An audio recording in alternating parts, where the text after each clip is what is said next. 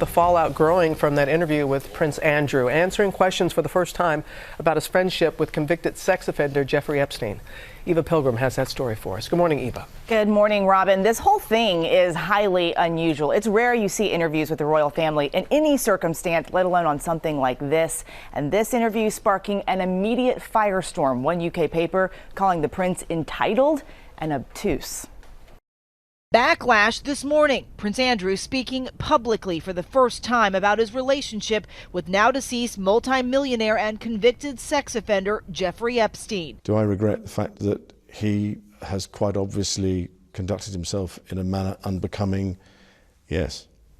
Unbecoming? He was a sex offender? Yeah, I'm sorry, I'm being polite in the sense that he was a sex offender. But no. Was I right in having him as a friend?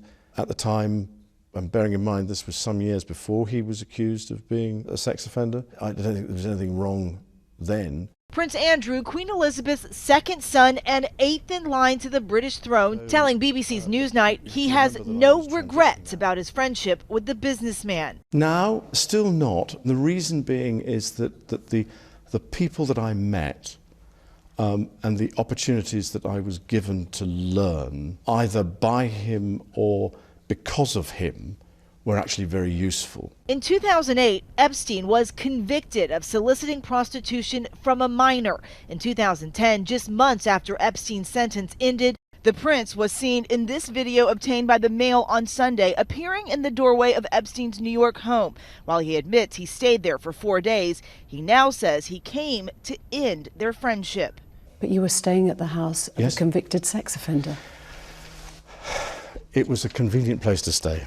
I've gone through this in my mind so many times. At the end of the day, with the benefit of all the hindsight that one can have, it was definitely the wrong thing to do. But at the time, I felt it was the honourable and right thing to do. The 59-year-old maintains that despite multiple visits to several of Epstein's homes, he never saw any indication of unlawful conduct involving underage girls. Virginia Roberts Giuffre says she was one of Epstein's teenage sex slaves. In court filings, Giuffre claimed Epstein ordered her to have sex with some of his powerful friends, including on 3 occasions, Prince Andrew, twice when she was just 17.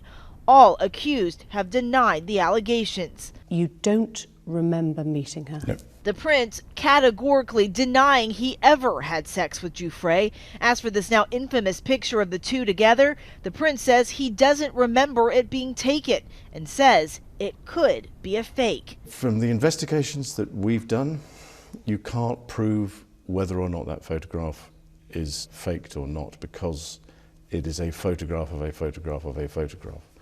So it's very difficult to be able to prove it, but I don't remember that photograph ever being taken. Andrew claims that on the date of one of their alleged encounters, he was with his daughter.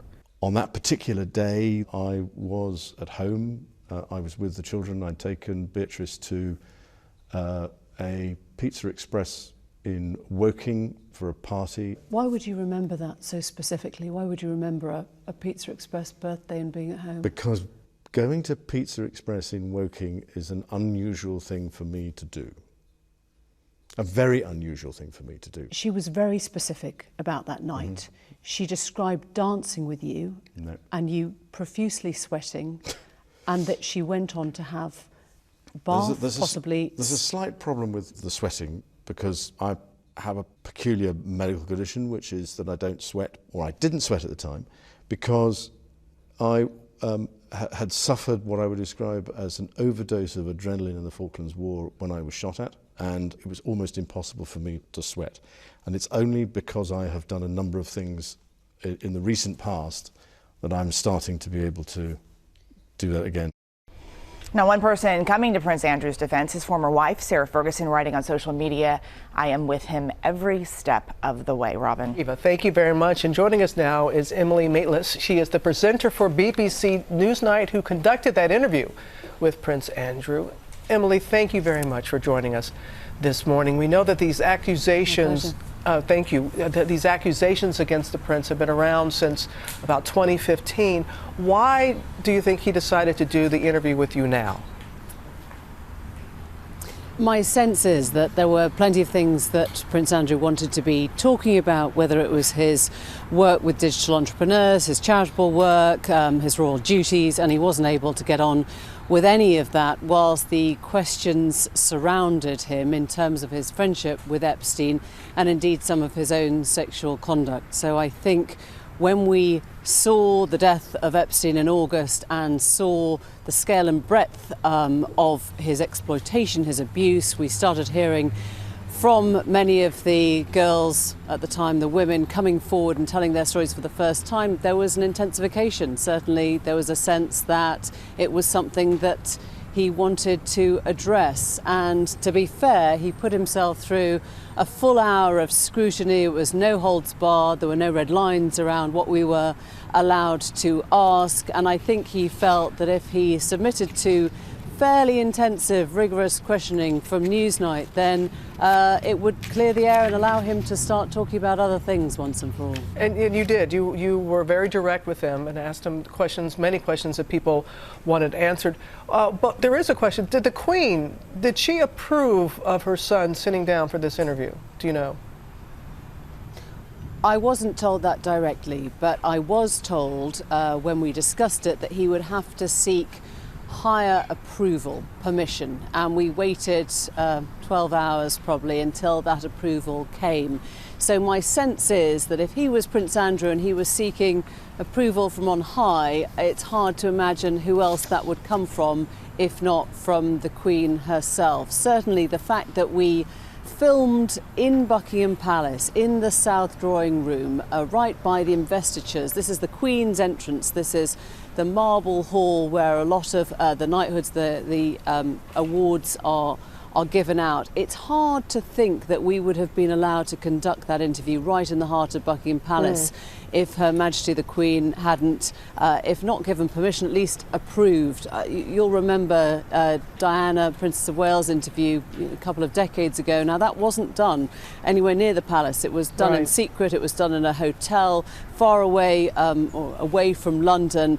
And this was definitely done in the heart of the palace, of the royal establishment, so one has to assume that it came with a certain amount of authority from the Queen herself. You would think so. And a final question, your take on the reaction to your interview with the Prince?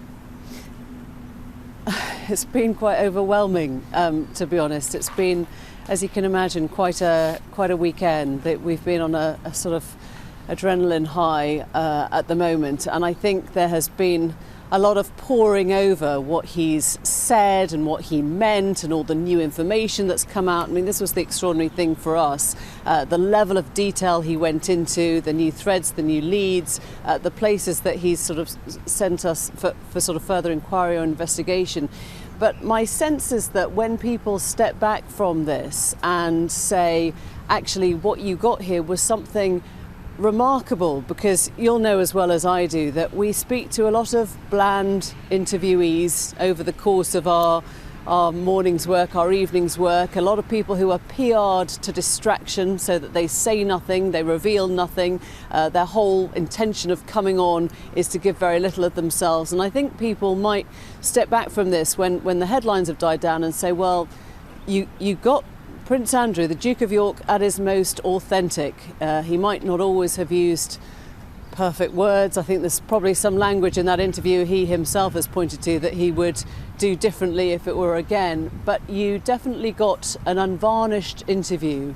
And I think in today's world, that's something that we as journalists should be pretty grateful for, actually. And you're the one who got that. And we really appreciate you sharing some time with us this morning. All the best to you, Emily. My pleasure. Be well. Thank you. Hi everyone, George Stephanopoulos here. Thanks for checking out the ABC News YouTube channel. If you'd like to get more videos, show highlights, and watch live event coverage, click on the right over here to subscribe to our channel, and don't forget to download the ABC News app for breaking news alerts. Thanks for watching.